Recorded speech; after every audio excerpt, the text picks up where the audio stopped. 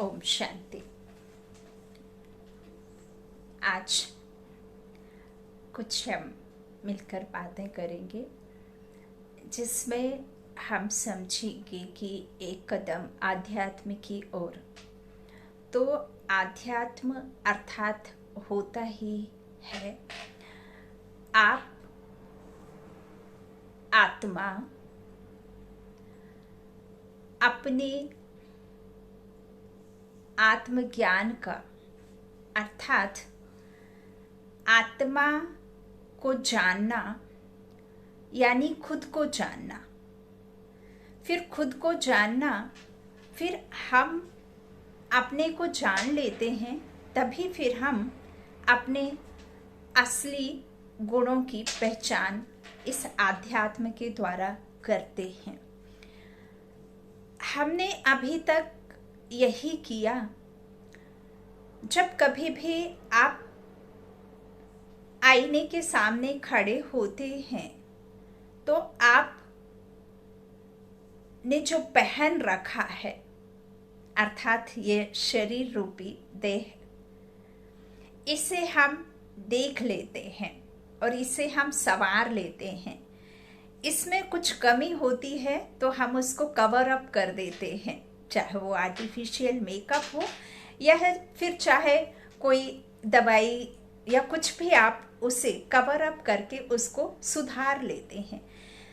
फिर भी हम बिना आध्यात्म के हम उन चीज़ों को नहीं जान पाते जो हमारे को सुख शांति देती हैं।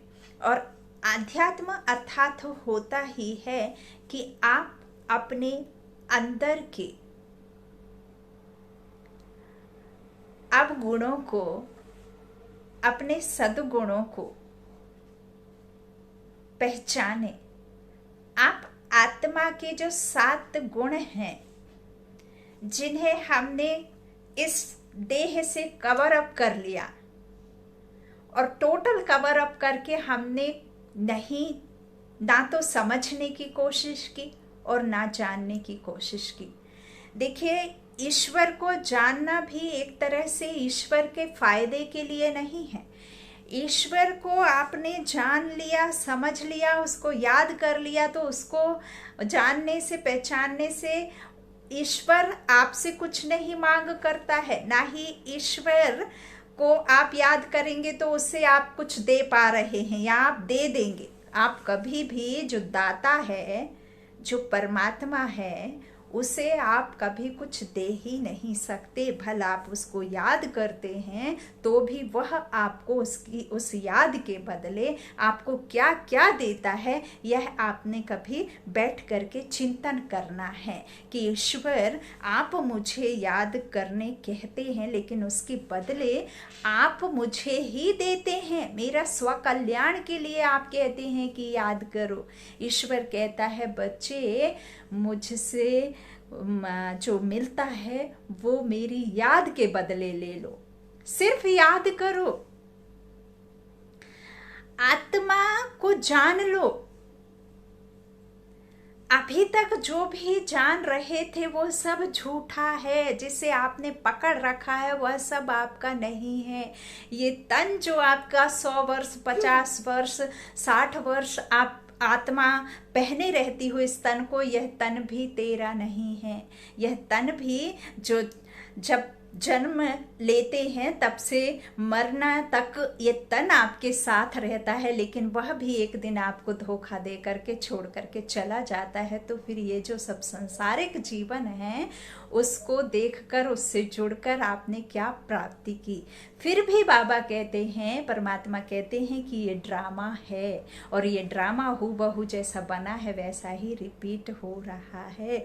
अब इसका मतलब यह नहीं है कि आपने खुद को जान लिया तो आप जीना छोड़ दें, या आपने मेरी पहचान कर ली तो आप जोग धारण कर लें, आप अपने अनाज को छोड़ दें, आप जीना छोड़ दें, आप सुख सुविधाओं को मजे ना करें या आप उन सुख सुविधाओं का लुफ्त ना उठाएं।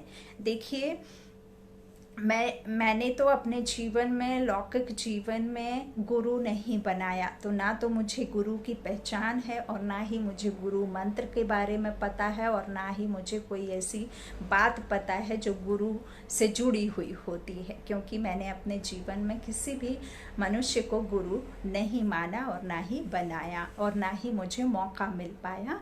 मुझे अपने जीवन में रहते स्वयं परम पिता परमात्मा सत्य गुरु बन करके, सत्य ज्ञान दे करके, वही गुरु वही सब कुछ। तो मैंने सुना हुआ है कि गुरु मंत्र मिलता है, तो वो गुरु मंत्र क्यों दिया जाता है और किस रीज़न से दिया जाता है, तो हो ना हो उसके पीछे एक कारण होता होगा कि जब आप किसी एक मंत्र का चैंटिंग करते हैं, अर्थात उस मंत्र को जब बार बार रिपीट करते हैं, तो आपके जो कहना चाहिए कि व्यर्थ संकल्प हैं, वो व्यर्थ संकल्पों को कंट्रोल करना, कंट्रोल अर्थात जब आप एक चीज़ में एकाग्र होकर एक चीज़ को बार बार रिपीट करते हैं, तो आपकी बाकी चीज़ों से आपका मन हट करके इस एक चीज़ में लग जाना। तो उसका उद्देश्य रॉन्ग नहीं होता है, कोई मंत्र का उद्देश्य रॉन्ग नहीं होता, लेकिन वह जैसे हम ओम शब्द कहते हैं, तो ओम शब्द कहना अर्थात हम उस सचमुच परमात्मा से कनेक्ट होते हैं, या ओम शब्द का बहुत अच्छा जो ओम शांति, जैसे मैं आत्मा शांत स्वरूप हूँ, जब मैं इस तन को धारण किया तो मैं कर्म में आई, तो फिर मेरा जो कहना चाहिए कि वो स्वरूप, इसके कारण कर्म में आने के कारण मन का इधर उधर बहना, भागना, कूदना शुरू हो गया। अब मान लीजिए कि दूसरी बात आती है, जैसे कि आपने देखा होगा, जैन संत महात्माओं को देखा होगा कि वो ज़्यादा कुछ ऐसा साथ में लेकर के नहीं चलते हैं, कुछ भी नहीं, मतलब वो तो तन में भी कपड़े नहीं पहनते। उनका ऐसा सोचना है कि जितना आप इकट्ठा करेंगे उतना ही आपका मोह उसमें लगा रहेगा। कहते हैं ना कि जो संत महात्मा होते हैं वो कहते हैं ज़्यादा नहीं इकट्ठा करते, क्योंकि मोह इसमें चला जाता है, फिर आपका मन भटकता है, फिर आप मन उसमें नहीं लगा पाते हैं, है ना। इस तरह से अलग अलग लोगों के अलग अलग मत हैं, है ना। तो यह सब चीज़ें आखिरकार बात घूम फिर के वहीं आती है कि आप जिस चीज़ों के पीछे भाग रहे हैं, जिस चीज़ों के पीछे अभी तक हम भागते आए हैं, तो हमारी जो मनुष्य आत्माओं की इच्छाएं होती हैं, वो इच्छाएं अनंत हैं। आज यदि आपकी मनसा कोई पूरी हो जाती है और उस मनसा को आपके पूरे होते ही यदि आप घर से बाहर निकलेंगे, यदि आपने फोर व्हीलर खरीदा और आप घर से बाहर निकलेंगे, आपका वो 7 लाख का है, यदि बाहर निकलेंगे, यदि किसी व्यक्ति के पास 10 लाख का और बहुत अच्छा मेंटेनेंस और बहुत अच्छा दिखने में होगा, तो आप क्या सोचेंगे? आपकी इच्छा तुरंत क्या होगी? जो आपको संतुष्टि हुई वो असंतुष्टि में परिवर्तित हो जाएगी, क्योंकि आपको वो देखा, आपके पास है, लेकिन आपने अपने पास की वैल्यू ना करते हुए उस दूसरे व्यक्ति को जो देखा, उसके कहना चाहिए कि उसमें मोह चला गया कि इसका पास में महंगा है, मेरे पास में सस्ता है। काम वही करेगा, वर्क एक सा है, आपका भी नया है, लेकिन वो थोड़ा सा ऊंचा है, थोड़ा सा महंगा है, तो आपकी इच्छा जो पूरी हुई थी वो दूसरी इच्छा में परिवर्तित हो गई। ऐसे करके मनुष्य आत्माओं की जो अनंत इच्छाएं हैं, एक के बाद एक के बाद एक के बाद एक जो शुरू हो गई, तो वही जो इच्छाएं अनंत हुई वो उनको कंट्रोल करने के लिए, कहीं ना कहीं उनको कमती करने के लिए, जो है उसमें संतुष्टि मिलने के लिए ही हम यहाँ वहाँ दौड़ भाग करते रहते हैं और हम भगवान की आस में रहते हैं, भगवान को ढूंढने में लगे रहते हैं। क्यों? क्योंकि हम जानते हैं कि भगवान जो है वही हमें शांति, सुख और दुख से बाहर निकालता है ना, यह हम जानते हैं। लेकिन भगवान हमें किस तरह से दुख से बाहर निकालते हैं, भगवान हमें सिर्फ रास्ता बताते हैं। देखिए, मान लीजिए कि हम खुद को जब देह समझते हैं और खुद को जब मैंपन में रहते हैं कि मेरा मेरा करते हैं ना, मान लीजिए कहीं हम खड़े हुए, हमारा बहुत अच्छा एक स्टेटस है, आपका एक बहुत अच्छा जॉब है, आपको वो जॉब का बहुत मैंने कहना चाहिए कि ऐसे प्लेस में खड़े होंगे तो आपको बड़ा लगता है कि मैं कर पाऊंगा, मैं कर पाऊंगा। आपको ऐसे मन में लगा रहता है कि मैं जिस जगह पे बैठा हूँ कोई बैठ ही नहीं सकता है, इस तरह से हमारे मन में रहता है। लेकिन हम ये नहीं जानते हैं कि वो जो मैं कह रहा हूँ, या मैंने जो ये रुतबा पाया है, जो मैंने ये शान पाई है, वो मेरे शरीर ने नहीं पाई है। आपका शरीर नहीं पड़ता है, आपका शरीर उस सीट पे नहीं बैठता है। आपके रुतबे को वो आत्मा, जो आत्मा बैठी हुई है आपके इधर प्रकृति के बीच विराजमान है, जो आत्मा आपसे ये कर्म कराती है, ये शरीर का नाम, शान, फेम और इज्जत, ये मान सम्मान जो मिल रहा है, वो आत्मा ही आपसे कराती है। आत्मा की ही मेहनत है, आत्मा की ही पढ़ाई है, आत्मा का ही मर्तबा है। लेकिन हम उसे जानना ही नहीं चाहते। और इस संसार में सबको पता है कि क्या गलत है, क्या सही है, सभी जानते हैं। लेकिन हम क्या करते हैं, वह सब जानते हुए भी मानने के लिए तैयार नहीं होते हैं। तो ये आध्यात्म क्या है? जैसे कि राजयोग, योग, योगा, प्राचीन भारत का राजयोग बहुत फेमस है। बहुत दूर दूर से लोग आते हैं योग सीखने के लिए। लेकिन उस योग को अभी कम से कम हजारों तरीके से बदली कर दिया है। कई वैरायटी में योग को जो है कन्वर्ट कर दिया है। जैसे महर्षि जी भी योग बताते थे, और कहना चाहिए ये अपने जो हैं ये चलाते हैं ना, जो मेडिसिन वगैरह देते हैं, वो भी एक योग है।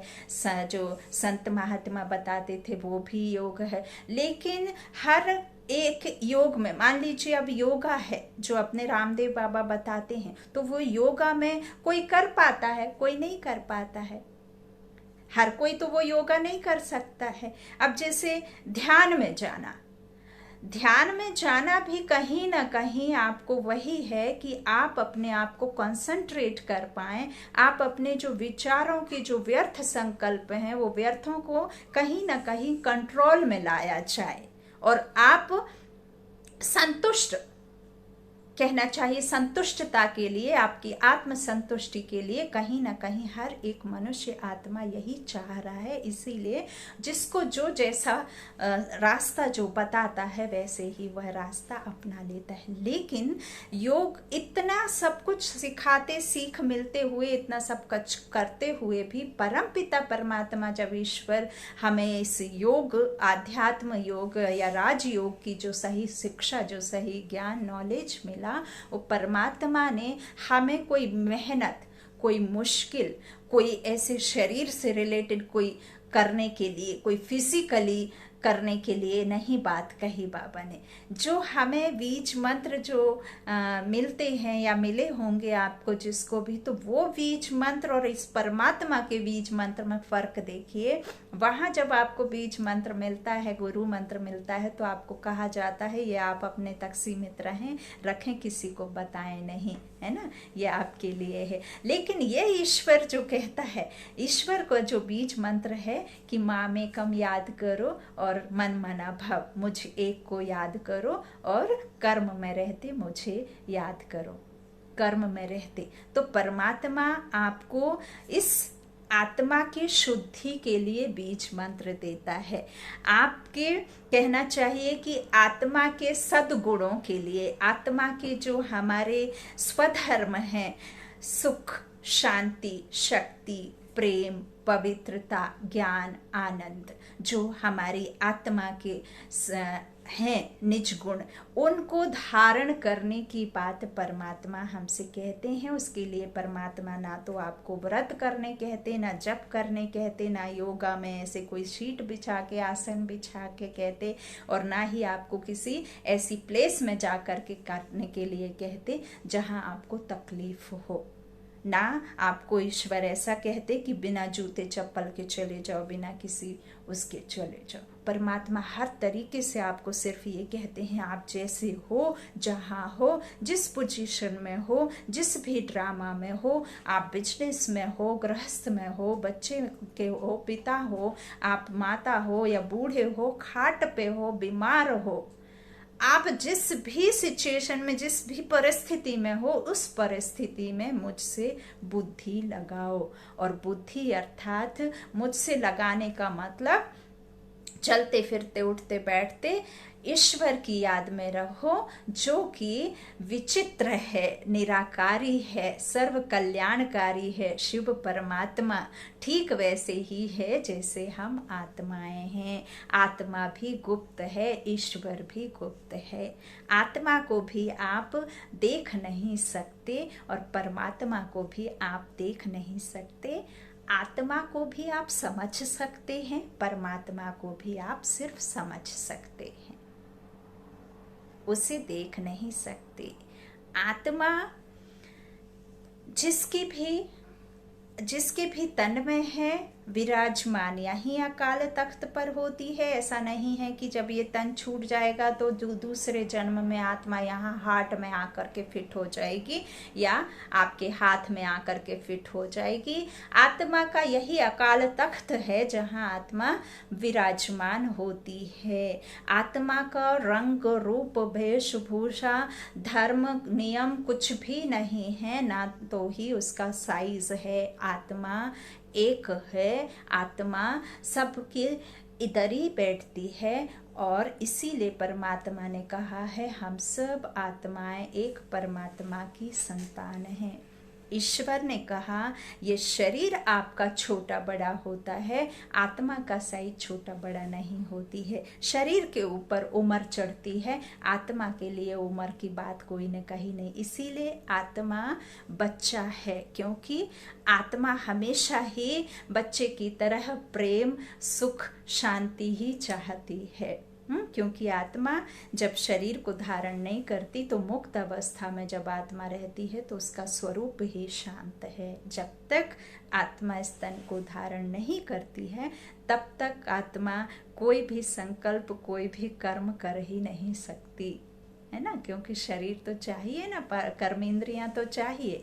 तो वही परमात्मा कहते हैं कि आध्यात्म अर्थात आत्मा के ज्ञान को जानना, इस मनुष्य सृष्टि के जो झाड़ को जान लेना, ये जो 84 के जन्म को जान लेना, इस आदि मध्य अंत के ड्रामा को जान लेना, और कैसे आप सुखी थे और कैसे दुखी हो गए और कैसे नई दुनिया में आपको आना है, कैसे संसार में सुख का जो लाना है वो कैसे लाना, कैसे हमें स्वर्ग यहाँ ही लाना है, और कैसे हम इसमें नर्क में आए, अब इस नर्क को बदली कर कैसे हमें सुख में परिवर्तन करना है।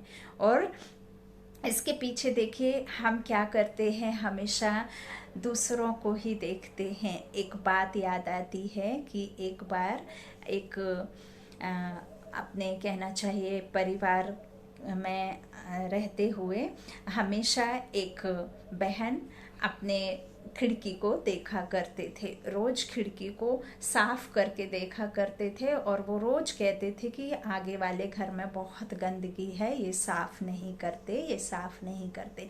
जब भी वो बहन कांच के सामने खड़ी होती खिड़की के सामने और हमेशा यही बात याद करती और कहती रहती कि सामने वाले घर में बहुत गंदगी है, देखो ये कभी साफ नहीं करते। ऐसे रोज रोज बात सुनते सुनते उनके घर में एक छोटा बच्चा था, वो हमेशा बाहर खेलता था और उस बहन के घर में भी खेलने जाता था पड़ोस में। तो एक बार वो उसके घर में खेलते खेलते यह बात याद आई कि मेरी मम्मी हमेशा कहती हैं कि आंटी के घर में बहुत गंदगी है, सफाई नहीं करती हैं। तो उसने अंदर खेलते हुए बच्चे ने देखा कि इनका कांच तो बहुत साफ है, इनका घर तो बहुत साफ है, फिर क्या ऐसी बात है जो मम्मी गंदा गंदा कहती है। फिर उसने घर आकर के क्या किया, उनके जो घर की खिड़की का बाहर की तरफ से कांच जो गंदा था उसने साफ किया। सुबह जब उसकी मम्मी खड़ी हुई विंडो के सामने तो ठीक वही बात उसने रिपीट की, और रिपीट करते ही उनके मन का संकल्प बदल गया। क्यों बदल गया? क्योंकि अपने घर की खिड़की को बच्चे ने पोंछ दिया था। तो अब वो सामने वाले पड़ोस का घर बिल्कुल एकदम क्रिस्टल दिख रहा था, क्लीन दिख रहा था। तो उसने शुरू किया ही और बात को बदली किया कि अरे इन्होंने लगता है हमारी आपस की बातें सुन ली। अब कौन सी बात सुन ली कि ये बहन का घर गंदा रहता है, इसीलिए उन्होंने सुन करके अपना बाहर साफ कर लिया। तब बच्चे ने दबी हुई आवाज में डरते हुए कहा, नहीं मम्मी, उनका घर बहुत साफ रहता था, अपने घर की खिड़की बाहर से गंदी थी जो कि मैंने अपने घर को साफ किया है।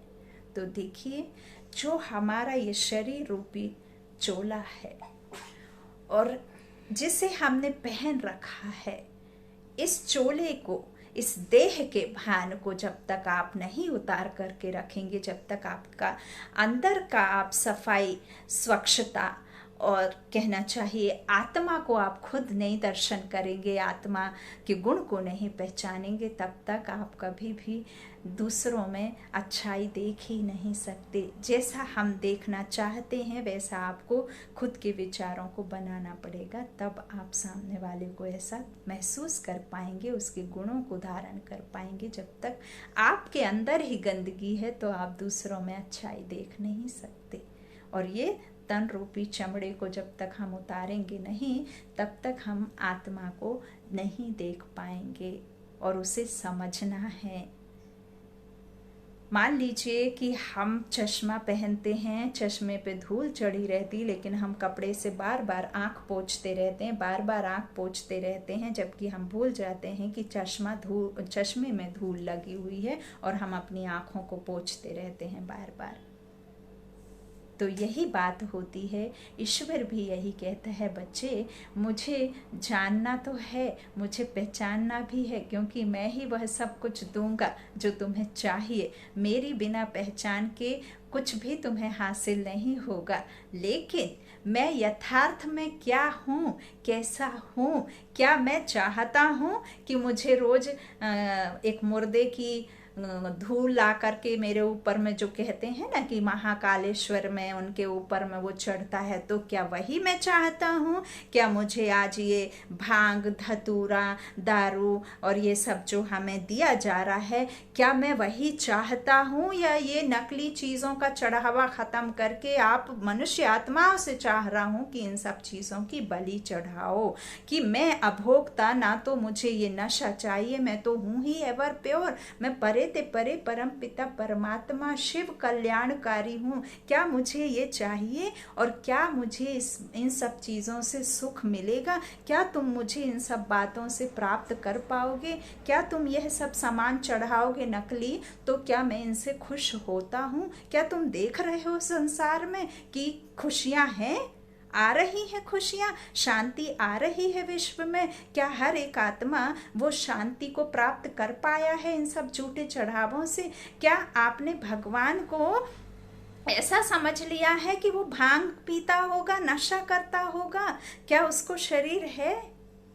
वो दाता, विधाता, वरदाता जो संसार को देने वाला है, क्या वो भांग धतूरे का नशा करता होगा? क्या आपको ऐसा लगता है? परमात्मा कहते हैं, मुझे पहचानो कि मैं हूँ कौन और मैं क्यों आता हूँ इस संसार में। क्या आप चाहते हैं कि हम जो हवन में हवन सामग्री चढ़ाते हैं, या हवन जो काले तिल, जवां, घी, शक्कर, शहद चढ़ाते हैं, क्या उसको हवन में आहुति देने से इस विश्व में शांति आएगी?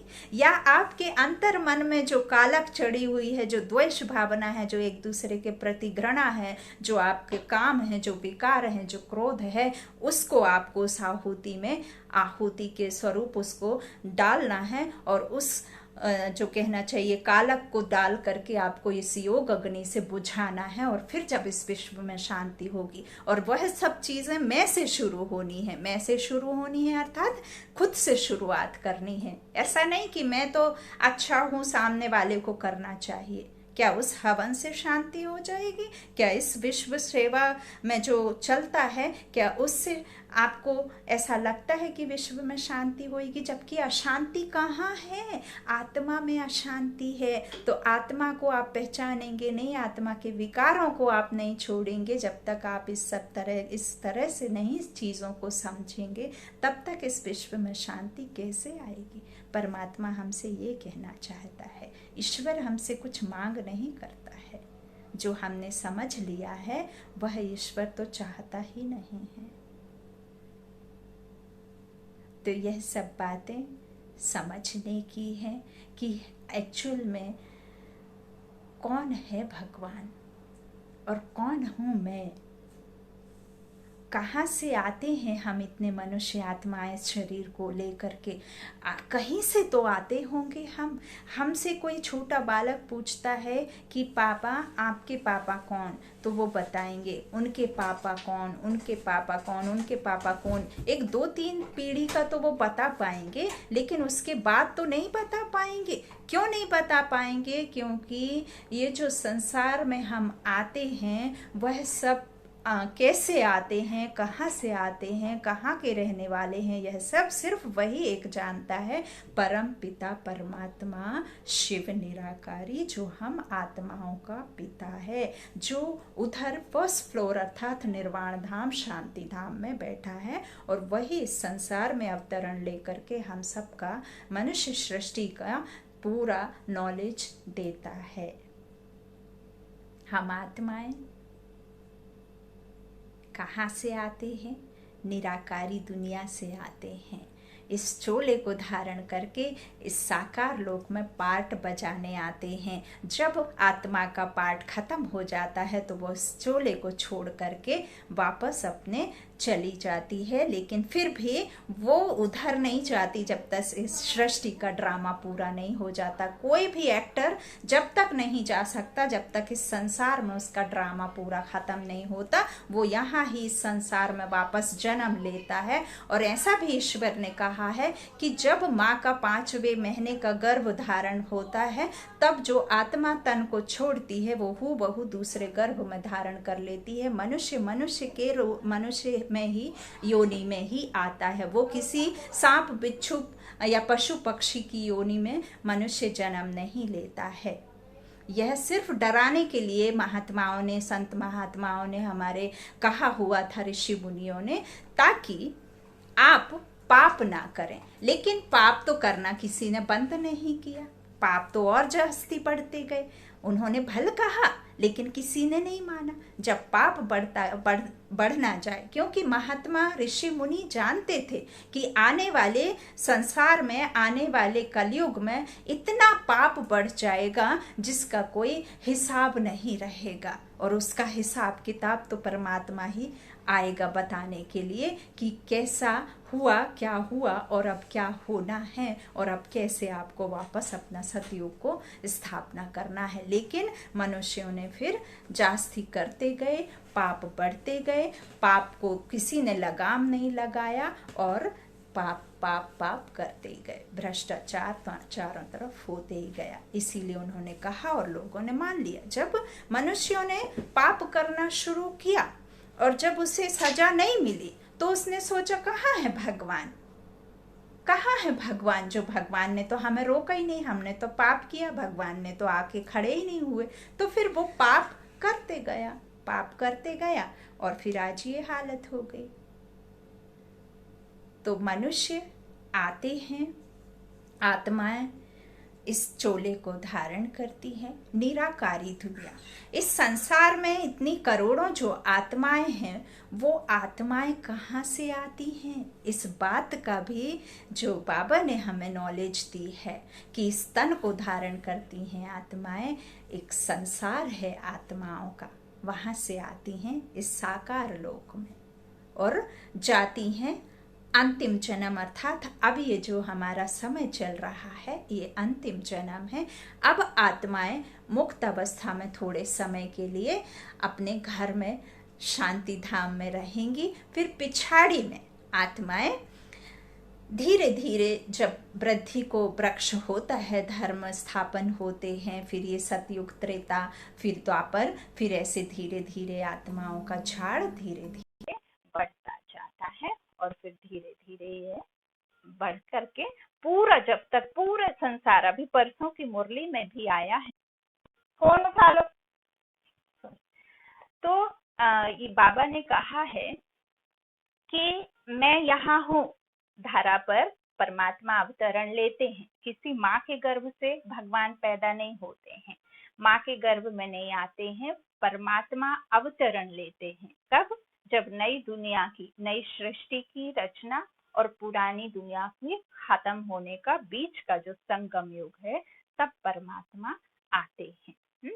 तब आकर नई सृष्टि की रचना के द्वारा ही करवाते हैं, है ना। अब यहाँ जो ब्रह्मा बाबा है, उनके तन में अवतरण लिया है, और वो कब लेते हैं यह कोई जान ना सके, किसी को भी नहीं पता चलता। वो गुप्त में आते हैं, गुप्त ही बातें बताते हैं और गुप्त आत्मा का ही नॉलेज देते हैं। तो वो अवतरण लेते हैं, इसीलिए उन्हें कहते हैं कि वो अजन्मा है, निराकारी है, कल्याणकारी है ना, क्योंकि वो उसके माता पिता नहीं, वही सब आत्माओं का डायरेक्टर क्रिएटर है। हमारे ऊपर में डायरेक्टर क्रिएटर है, लेकिन उस ईश्वर के ऊपर में कोई डायरेक्टर क्रिएटर नहीं है ना। तो डिस्ट्रक्शन होगा तभी तो कंस्ट्रक्शन होगा ना, और फाउंडेशन यहाँ ही बनना है, तो फाउंडेशन यहाँ बनना है। तो ईश्वर यही कहते हैं कि अभी यहाँ हूं मैं, लेकिन जास्ती जन्म होंगे, जन्म जास्ती होंगे, जास्ती मृत्यु और जास्ती जन्म, क्योंकि अभी इस समय आत्मा जल्दी जल्दी जन्म लेते हैं और जल्दी जल्दी फिर मौत भी होती है, क्योंकि अब जो परम धाम है ना, जहाँ से आत्माएं इस ड्रामा के लिए आती हैं, तो वो अब खाली होना है। फिर खाली हो करके आना जाना लगा रहता है। कहते ना तो ये दुनिया खत्म होती और ना ही वो निराकारी दुनिया खाली होती, ये दोनों चलता रहता है। लेकिन अब आत्माओं का जो पार्ट है, अब पार्ट पूरा होता है, अब वो कहना चाहिए कि वापस जाने का है। शिव की बारात गाया हुआ है ना, भूत प्रेत सब जाते हैं उनके पीछे। तो अभी मच्छरों सा सदृश आत्माओं का जो झुंड के झुंड में होलसेल में मृत्यु होती है। परमपिता परमात्मा स्वयं आकर के कालों का काल, महाकाल, सबका काल बन करके अपने साथ में ले जाता है। किसी को सजा खानी पड़ती है, किसी को सजा नहीं खानी पड़ती। और सजा जो कहते हैं ईश्वर की भाषा में, तो जेल की सजा नहीं, बल्कि किसी मुश्किल, किसी परेशानी, किसी बीमारी, किसी जो संबंध में अनबन, किसी तरह के यह जो संबंध होते हैं, इनमें जो हमारे साथ में अनबन या कोई इस तरह की जो परेशानियां होती हैं, वो सजा हमें मिलती है अपने कर्म विकर्म के हिसाब से। जितने आपके कर्म होंगे श्रेष्ठ, उतना आपको सुख, और जितना आपके विकर्म होंगे, जितने आपके पाप होंगे, वह आपको कष्ट मिलता है। तो अब हमें सब कुछ चुकतू करना है। जितना भी हमने द्वापर से जो हमने पाप का हिसाब इकट्ठा किया है, वो पापों का हिसाब किताब अब हमें किसी न किसी तरीके से चुकतू करना है। फिर ही हम आत्माएं जो है जाते हैं वापस। तो अभी भी जन्म होते रहेंगे, जास्ती होंगे, जास्ती। और इसीलिए कहते हैं विकारी दुनिया, जब कलयुग में पाप का घड़ा भर जाता है, इतना पाप हो जाता है, उतने ही जास्ती जन्म भी होते हैं और उम्र कम होती है। उम्र कम होती है, उम्र का कोई भी वो नहीं रहता है कि कितनी है। कई कई बच्चे गर्भ में भी गुजर जाते हैं, उनका समय ऐसा होता है कि उनका उतना ही इधर आने का हिसाब है, फिर वापस आने का, जाने का, ऐसा। तो वही हिसाब किताब कहते हैं कि चुकतू करके ही फिर आत्माएं वापस जा सकती हैं। तो अभी यह अंतिम जन्म, सबकी वानप्रस्थ अवस्था, सबको वाणी से परे जाना है, यही हमारी जो कहना चाहिए अंतिम अवस्था है। फिर हम सतयुग में आदि, सतयुग अर्थात आदि, आदि से देवकुल की देव आत्माएं, जिनकी संख्या बहुत कम है, जो आदि में फिर आती हैं वापस, इस चोले को, पवित्र तन को धारण कर, इस चोले को पहन करके फिर आदि में आती हैं। तो आदि में जब आती हैं तो 150 वर्ष की, जिसे हम कहते हैं गोल्डन एज, जिसे हम कहते हैं स्वर्ग, जिसे कहते हैं हम कि हमारी आयु पूरी हो करके ही जन्म कम, उम्र ज़्यादा, 150 वर्ष की आयु और 8 जन्म लेते हैं सतयुग में। फिर त्रेता आता है तो त्रेता में थोड़ी आयु कम और जास्ती पेड़ जो मनुष्य सृष्टि वो थोड़ा सा बढ़ जाता है, ऐसे ऐसे धीरे धीरे बढ़ते जाता है, कलाएं कम हो जाती हैं और होती जाती हैं। और फिर हम द्वापर में जब एंट्री मारते हैं तो देवता ही वाम मार्ग में गिर करके कामचिता पर बैठ काले होते हैं, अपने आत्माओं के गुणों को वो क्या करते हैं, काम विकार बन जाते हैं, तो फिर वही पूज्य से पुजारी बनते हैं। तो इस तरह से वहाँ उम्र कम और जन्म जास्ती, क्योंकि वहाँ विकारों पे कदम आ जाता है। जब विकारों से फिर मनुष्य जास्ती जल्दी पैदा होना शुरू हो जाते हैं ना, तो और ज़्यादा धर्म स्थापन और इस तरह से जास्ती वृक्ष, जास्ती मनुष्य आत्माएं आती हैं। और फिर कलयुग में तो बहुत बड़ा पेड़ हो जाता है, पूरा जितने पत्ते पत्तियाँ टाल टालियाँ सब आ जाती हैं। फिर वापसी का समय अब यही है। तो इसीलिए बाबा कहते हैं कि अब तो मुझे जान लो, खुद को पहचान लो, अपने अंतर मन को जान करके, अपने खुद के नॉलेज को जान करके सुख को पालो और मुझे जानकर सदगति को प्राप्त कर लो, है ना। नहीं तो फिर सजाएं खानी पड़ेंगी। यह परमात्मा हमसे कहते हैं। ओम शांति।